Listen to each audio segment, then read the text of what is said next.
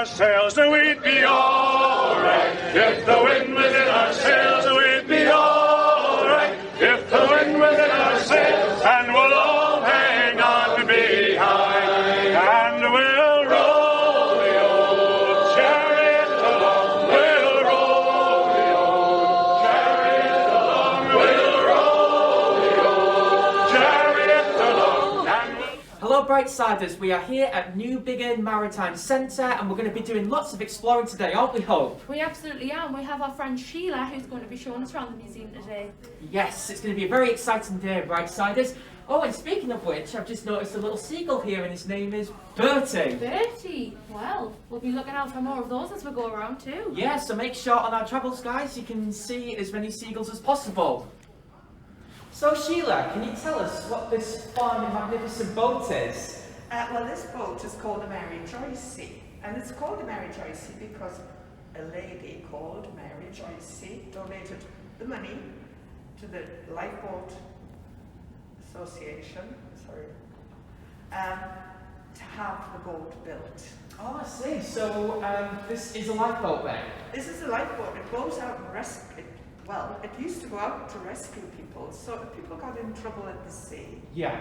the volunteers used to launch this big boat, go straight out, rescue people who were in the sea, the boat had wrecked, and bring them back home. Yeah, I mean, it's an absolutely massive boat and it's just an incredible shape. And, you know, I can just see the engine from here as well. You know, so how many people would you be able to fit on this boat, roughly? Well, it would take about 4 or 5 crew Okay. to drive it, and you would maybe get 3 or 4 people on the front, because this is where they used to lay the people who were injured or Yeah. in trouble. So maybe 3 or 4 people would be able to. Now, I'm assuming we used a different kind of lifeboat now. Am I correct, Sheila? Yes, that's correct, because this one is what we call an all-weather boat. This was the very last one we had. Oh, it's the very last one. Yes, and so therefore they're now replaced with an inflatable. And the reason they did that is because it's much quicker. Yes. This boat will go very slowly. So if you're in the sea wanting to be rescued, you want somebody to be there very quickly. Absolutely, yes. So therefore we bring now this inflatable, and this one travels at a much bigger speed Yeah. than the Mary Joycey did. I was going to say, because I've definitely seen a few of those when I've been to the beach, but I've never seen one of these out there before. I'm assuming it's because of the engines that makes it go faster. And it's very light. Yeah. And it's a bit like a speedboat Right. that you see nowadays. And does it still fit the same amount of crew and survivors as... It doesn't take as many crew. Okay. But it would get 4 or 5 survivors onto the board. Amazing. Yes. So it's much more efficient. Yeah, that's awesome.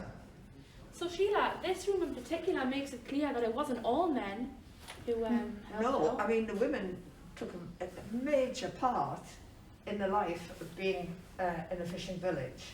You see here we have women.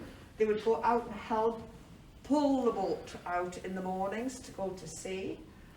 And while the fishermen were away, they would go round the streets selling the fish which they'd caught the day before.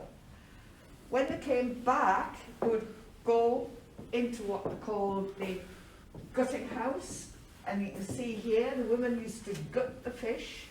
Now that means taking the heads off, preparing them ready to sell. And then once they'd done that, they would have to cook the meals, look after the children, and then of course bake the lines ready for the next day. And would I be right in thinking that women still had a prominent role in this day and age? Yes, that the women, especially in the RNLI, will have what we call the Women's Guild. Now the women's job there is to raise money. They have cake stores, they bake cakes, they support the men. And all of the time in a fishing village, it's not only the fishermen, it's the fisher wives who are very important. So Sheila, could you tell us a little bit about this boat here? Oh, well, this boat is very special sort of boat. It's what we call a fishing coble.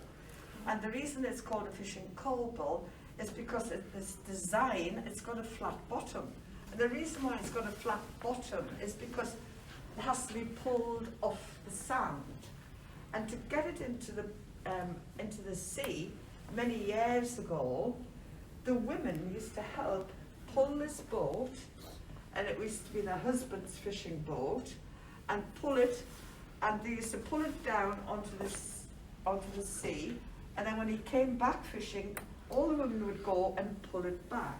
A bit like the lifeboat, because there wasn't any way of getting it into the sea. But eventually, when we got vehicles or motorised tractors, the women were replaced and the tractors started to pull the boats into the sea. So it seems like women had a role in both the RNLI and the fishing boats. Yes, because the fishing industry relied on the RNLI to save if they were in danger at sea. So you would find that fishermen were RNLI men, and sometimes the women, if the men were out fishing, would have to launch the boat to go and rescue them if they were in difficulties. Arr! Look what I have found, guys, on the way around this place. This is the kind of thing that I love. This isn't really a pirate ship, don't worry, but it's just something that's really fun to just sit in, just have a chill time, and even do a little bit of fishing. I mean, I've caught quite a lot of fish around here, but like I said, it's not really a pirate ship. It's just something to have fun with while coming to this place. I mean, I just love this, guys, I really do. So Sheila, next to us is a model of the boat with a secret. Could you tell us why that got its name? Well, its name is the Robert and Susan lifeboat, but the model itself is got the secret because a woman in 1885 donated a lot of money to build a new lifeboat. There was some money left, so the RNLI made this model and gave it to the lady as a memento. She died shortly after, and this model disappeared. Nobody knew where it was. 100 years later, it was found in a church fair. Someone bought it, took it home, and realised it came from Newbiggin, so presented it back to Newbiggin. So this model has been disappeared for 100 years. Wow. So we often think if it only could talk, it could tell us where it's been. I'm sure it will. So Sheila, can you tell us where we are right now then? Well, this small area is what we call the tragedy and disaster area. Oh, right. Because obviously there was lots of bad things happened at sea, especially if you were out fishing. And if you look here, we can see that we've got a boat in trouble. Yeah, I Now, can see that. Those men need rescuing, so they would have to have the lifeboat. So what happened was there was a rocket sent into the sky, and it would go bang, and that is what we call a maroon. And all the lifeboat men in the village would hear it, and they would run down to the lifeboat station, pull the lifeboat out, and go and rescue the people who were in trouble. Wow. I mean, it's a good thing they had that signal as well to just... That's right, it was called a maroon, but of course nowadays they have mobile phones and they have pages, so we don't know. But in those days, the whole village used to hear the maroons going up, and they would come down and they would all come to the promenade or the sea edge and wait. And they would wait there until they came back safely. Wow. So I just want to say a massive thank you to Sheila from the Maritime Centre for showing us round. We had a fantastic time and learned a lot of valuable information. And while I was in Newbiggin, I bumped into an old friend of mine, Jill Young, who was very keen to tell me about the new project she's recently started. So I'm joined here by Jill Young, who is the founder of the Newbiggin Community Group. Could you tell us a little bit about what you do? Hiya. So basically, the Newbiggin Community Group was set up in response to COVID. We just felt that the children of Newbiggin had missed out on so much, and we're really passionate about them and their families and wanted to provide some activities. So So what activity have you got going on at the minute, Jill? So at the minute what we've got is the Newbiggin Trail. Right. So we have hidden 9 letters across Newbiggin and we've given clues to where to find each letter. And once they've completed the trail, the letters then spell a word, and the word is Newbiggin. Right. So then the parents and the children email in to our group and they will receive a badge as a reward. That sounds like a really good idea. So Jill, how many members have you got in the community group? So I've got myself and then I've got 8 volunteers. Okay. And they were all really have similar values and similar aims and we all wanted to do something for the children and for parents to do. So it works really, really well. They're a fantastic group. Sounds good. And community is just what the Brightsiders need at the minute. So as we were leaving the Maritime Centre, we walked along Newbiggin Promenade and came across the wonderful Seaglass Eatery. So we popped in and said hello to the owner, Suzanne. Oh, we'd be alright if the wind was in our sails. We'd be alright if the wind was in our sails. We'd be alright if the wind was in our sails. And we'll all hang on behind. And we'll... Hi everyone, so today I'm joined by Suzanne, who is the owner of Seaglass Eatery, which is a lovely spot on Newbiggin Promenade. So behind me, I'm noticing you have lots of beautiful jugs on your wall. Can you tell us a little bit more about those? Yes, a bit of a collector, hoarder. Love a good boot fair, jumble sale. I think I'm somebody that if I've got 2 of anything, I may as well be a collector. So there's got to be about 20 around the place. Yep. As I walked into this cafe, I immediately noticed you have a lot of personal things, such as the table plaques. Could you tell us a little bit about those? Yes, certainly.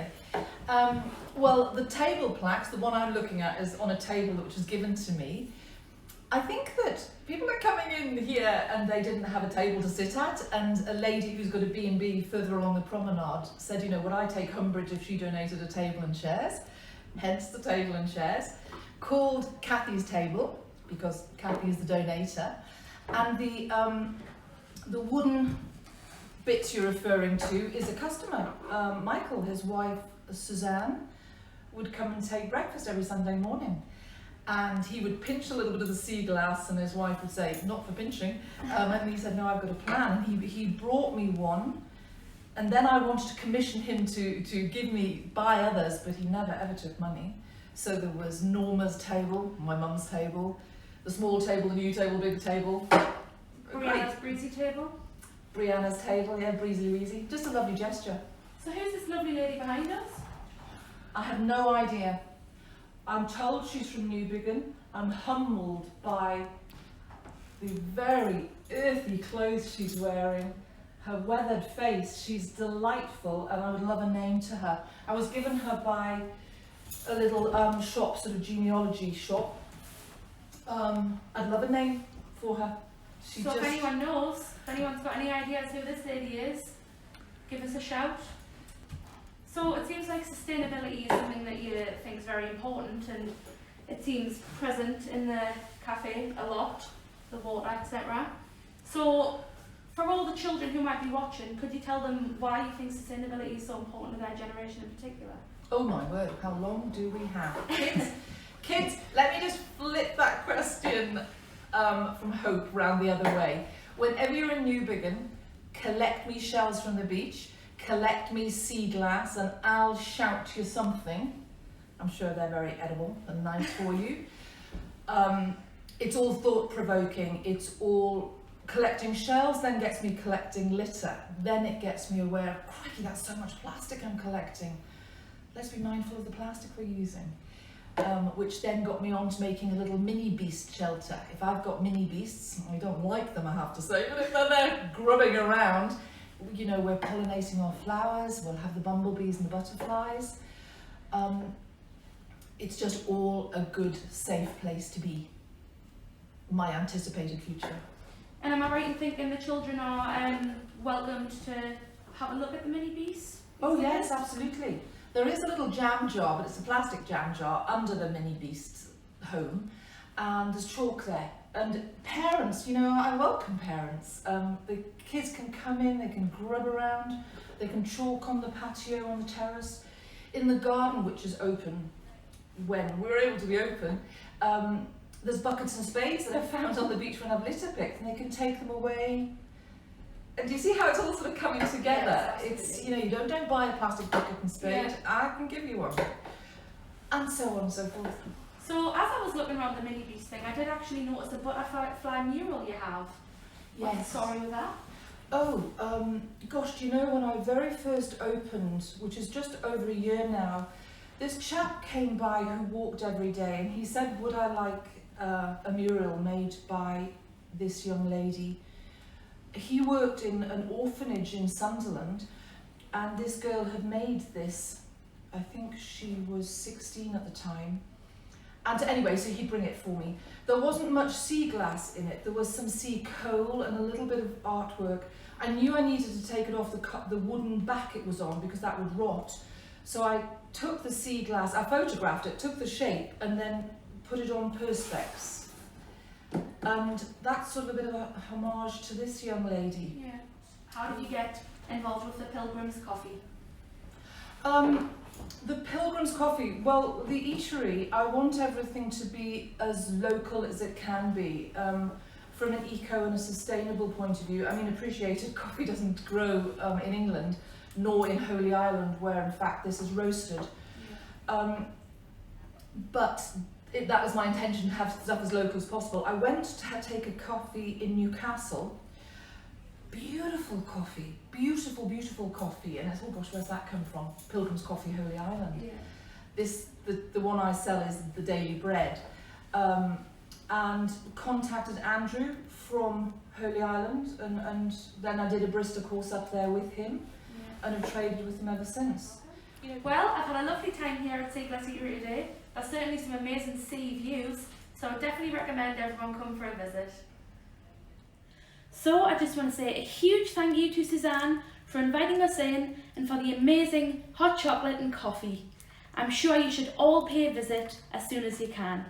Now, that's the end of this episode, but I'm sure you're all waiting for me to set a challenge for you guys. So, this week's challenge is to write a short story, but I'm going to start it off for you. Be as creative as possible, and let's read the story that I've written. So, one dark night, there was a huge storm. There was thunder, lightning, heavy rain, and the wind howled, rattling the windows. The storm raged all night into the early hours of the morning. Sam and Lucy sat at their window looking across the sea as the waves crashed along the coastline, with a flash of light every now and then from the lighthouse that was guiding sailors away from the shore and the rocks. With the rain lashing against the window, Sam thought he saw a ship that was too close to the beach. He grabbed Lucy to show her, but it had gone. He must have been mistaken, for as hard as they looked, they could not see the ship again. The following day, Sam and Lucy woke to find it was a lovely day, not a cloud in the sky and without any sign of the storm that had raged the night before. After breakfast, they went outside to play. They are lucky as their back garden backs onto the beach, and they are often allowed to explore that a little bit further. Lucy is collecting some pebbles and driftwood washed up on the beach, while Sam is trying to drag a huge bit of seaweed around, when he suddenly spots something out the corner of his eyes. He calls over Lucy and they head to investigate. It looks like a crate has washed up after falling off from the deck of a ship. They've heard about this sort of thing happening in stories, but never in real life. They cautiously open the box to discover it's full of treasure, jewels and coins. Suddenly they hear a noise. They look up to see two pirates walking towards them, brandishing their swords, and they did not look very happy. A voice from behind Sam and Lucy says, "Leave that alone, that's our treasure." So, what happened next? It's up to you to finish the story. Now, be sure to send all your stories to info@leadinglink.co.uk so Sunny, Prof and I can have a read of them. Well, that's it for this episode. Bye for now. I'll see you later, Brightsiders.